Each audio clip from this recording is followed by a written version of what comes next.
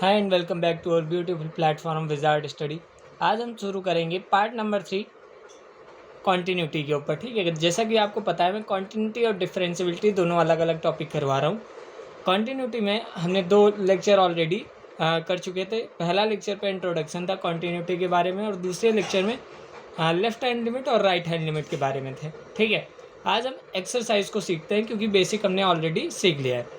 तो पहला वाला क्वेश्चन है, जैसे क्या करना है हमें, prove that the function f of x is equal to 5x minus 3 is continuous at x equal to 0 and x equal to -3 and x equal to 5। ठीक है, हमें अलग अलग कॉन्टीन्यूटी निकाल के देखना है किस पे, x equal to 0, x equal to -3 and x equal to 5 पे। तो ऐसे क्वेश्चंस को हम लोग करेंगे कैसे, बेसिकली देखिए। सबसे पहले ऐसे क्वेश्चंस को करने के लिए हमारा लेफ्ट हैंड लिमिट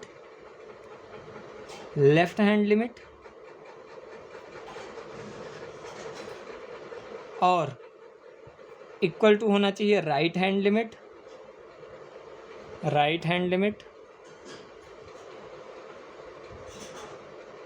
और फंक्शन की वैल्यू के इक्वल होना चाहिए। कहाँ पे, फंक्शन की वैल्यू के इक्वल होना चाहिए।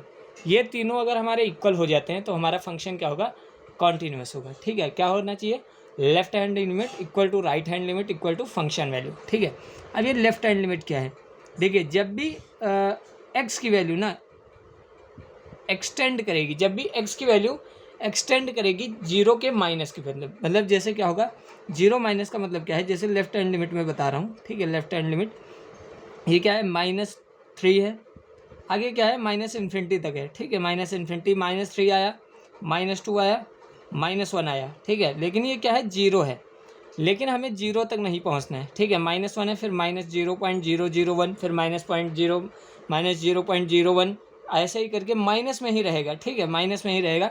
एक्स की वैल्यू 0 टेंस टू माइनस रहेगा। ठीक है, अगर एक्स की वैल्यू 0 माइनस हो तो वो लेफ्ट हैंड लिमिट होगी, यानी कि लेफ्ट हैंड लिमिट से क्या है, हमको माइनस वाली साइड से को पहुंचाना है जीरो के पास। और राइट हैंड लिमिट क्या है, राइट हैंड लिमिट में क्या होता है, ठीक है, जो भी केस हो, अगर x -3 है, x -3 है, x -0, x -5, उसके अकॉर्डिंग अगर यहाँ पे जीरो का केस रखे तो 0 प्लस, यानी कि क्या होना चाहिए, जैसे प्लस इन्फिनिटी है तो क्या होगा, जैसे प्लस इन्फिनिटी है कि इसका मतलब क्या होगा, जीरो से दूर नहीं होना चाहिए। ठीक है, +1 हो सकता है, +2 हो सकता है, +3 ऐसे होगा। ठीक है, लेकिन जीरो के करीब वाली ही वैल्यू रहेगी। क्या है, जीरो के करीब वैल्यू रहेगी, लेकिन पॉजिटिव वैल्यू रहेगी। ये क्या होता है, x tends to right hand limit. Right hand limit से क्या होगा, हमारा फंक्शन कॉन्टीन्यूअस होना चाहिए। ठीक है, अब इस क्वेश्चन को करेंगे देख ऐसे, देखिए सबसे पहले चेक करते हैं एट x इक्वल टू 0 पे, एट x इक्वल टू 0। और ये दोनों जो मैंने केस बताए हैं ये आपको अलग अलग लेक्चर में आपको देखने को मिल जाएंगे, सो आप देख सकते हैं। ठीक है, एट x इक्वल टू 0 पे देखिए सबसे पहले मैंने क्या बताया, left hand limit equal to होना चाहिए राइट हैंड लिमिट और इक्वल टू होनी चाहिए फंक्शन वैल्यू, किसके लिए, कॉन्टीन्यूअस होने के लिए। तो लेफ्ट हैंड लिमिट निकालते हैं, क्या निकालेंगे, left hand limit. Left hand limit को मैं शॉर्ट फॉर्म में LHL लिख रहा हूँ। ठीक है, लेफ्ट हैंड लिमिट निकालते हैं तो क्या हो जाएगी, लेफ्ट हैंड लिमिट हमारी, लिमिट x टेंस टू, मैंने क्या बताया, 0 माइनस होना चाहिए, x tends to 0 minus function f of x is equal to limit x tends to 0 minus, और फंक्शन हमारे पास क्या है, 5x माइनस 3, 5x माइनस 3।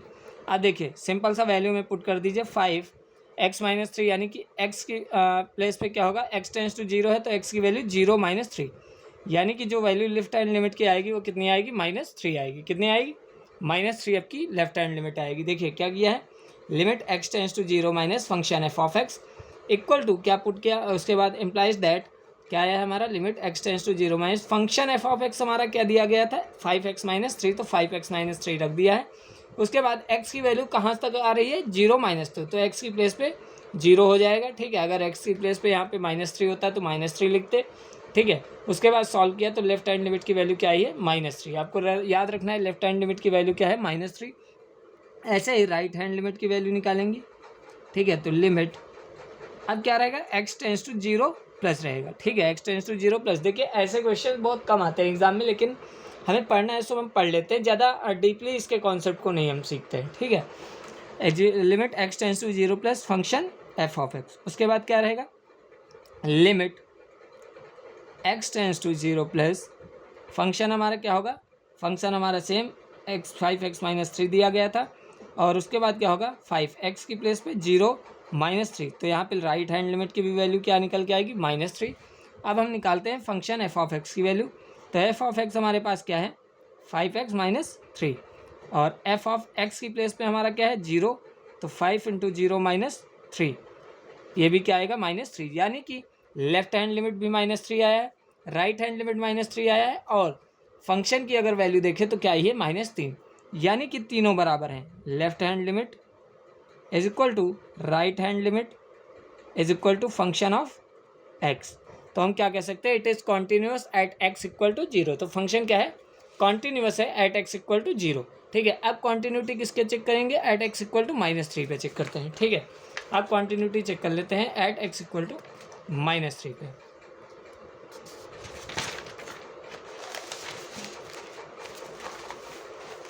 चलिए देखते हैं एट x इक्वल टू -3 पे कॉन्टिन्यूटी चेक करके। ठीक है, एट x इक्वल टू -3 पे कॉन्टिन्यूटी चेक करते हैं। ठीक है, चलिए -3 पे एट x इक्वल टू -3 पे कॉन्टिन्यूटी हम लोग देखते हैं क्या होगा। फंक्शन सेम आपका वही रहेगा। ठीक है, फंक्शन क्या था, f(x) equal to 5x minus 3। ठीक है, सेम कॉन्टिन्यूस होने के लिए क्या चाहिए, लेफ्ट हैंड लिमिट पहले निकाल लेते हैं। तो left hand limit is equal to limit x tends to, अब क्या रहेगा -3 माइनस, क्या रहेगा -3 माइनस, ये माइनस क्या शो करता है, ये ऊपर वाला माइनस शो करता है कि फंक्शन क्या है लेफ्ट हैंड लिमिट की तरफ एक्सटेंड हो रहा है अभी। ठीक है, लेफ्ट हैंड लिमिट की तरफ एक्सटेंड होता है। अगर यहाँ पे प्लस होता तो फंक्शन क्या होता है, राइट हैंड लिमिट की तरफ एक्सटेंड करता है। ठीक है, तो यहाँ पे लेफ्ट हैंड लिमिट के लिए लेफ्ट हैंड लिमिट की तरफ एक्सटेंड करना चाहिए, तो -3 माइनस लगा दिया, फंक्शन f(x), उसके बाद क्या हो जाएगा limit x tends to -3 minus function क्या है 5x माइनस 3। अब जरा फंक्शन में वैल्यू पुट करते हैं, तो 5x की प्लेस पे -3, तो 5 3 जा 15, -15 -3 क्या हो जाएगा -18, क्या आ जाएगा आपका निकल के -18 आ जाएगा। ठीक है, ऐसे ही राइट हैंड लिमिट को देखते हैं, तो क्या हो जाएगा, right hand limit is equal to limit x tends to -3 plus function f(x).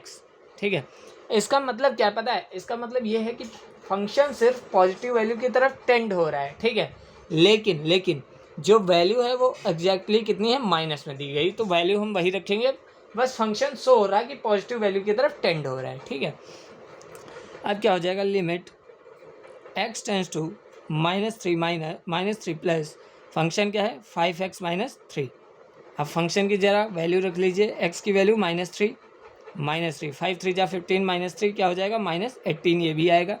और फंक्शन f(x) की जब बात करेंगे, तो फंक्शन f(x) हमारा दिया ही है, कितना दिया गया है 5x माइनस 3। ठीक है, और फंक्शन f(x) की प्लेस पे -3 हो जाएगा, तो 5 -3 इंटू -3 हो जाएगा। ठीक है, तो क्या हो जाएगा -18 निकल के आएगा। यहाँ पे भी देखिए हमारी लेफ्ट हैंड लिमिट भी -3, लेफ्ट हैंड लिमिट हमारी -18 निकल के आई है, राइट हैंड लिमिट -18 निकल के आई है, और फंक्शन की वैल्यू भी -18 निकल के आई है। तो हम क्या कह सकते हैं, since left hand limit equal to right hand limit equal to function f(x), so we can say that it is continuous. So we can say that it is continuous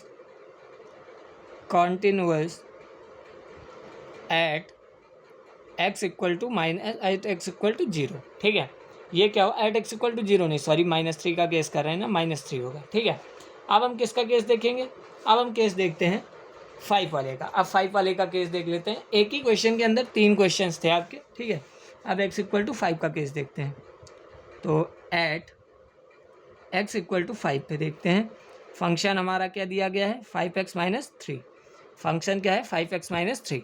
तो लेफ्ट हैंड लिमिट निकाल लेते हैं, तो limit x tends to 5 minus function f(x) implies that limit x tends to 5 minus function क्या है 5x minus 3 और उसके बाद सीधा फंक्शन में वैल्यू रख दीजिए।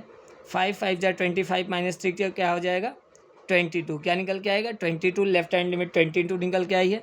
राइट हैंड लिमिट निकाल लेते हैं। तो right hand limit is equal to limit x tends to 5 plus function f of x implies that limit x tends to 5 plus function क्या है 5x माइनस 3, 5 इंटू 5 माइनस 3, सीधा value put कर रहे हैं और ये भी क्या 22 निकल के आएगा। उसके बाद फंक्शन की वैल्यू निकाल लीजिए। फंक्शन क्या है हमारा 5x माइनस 3 और फंक्शन में जब x की वैल्यू क्या है हमारे पास 5 पुट करेंगे तो 5 5 जा 25 माइनस 3 करेंगे तो ये भी क्या आएगा 22 आएगा। तो देख लीजिए लेफ्ट हैंड लिमिट की भी वैल्यू 22, राइट हैंड लिमिट की भी वैल्यू 22 और फंक्शन की भी वैल्यू 22। तो क्या कहेंगे left hand limit is equal to right hand limit is equal to function f of x. So we can say that it is continuous at x equal to 5 as well. ठीक है, question number 2 पे देखते हैं। दूसरे का solution देखेंगे। Question आपके पास book होगी, आप क्वेश्चन बुक से देख लीजिएगा।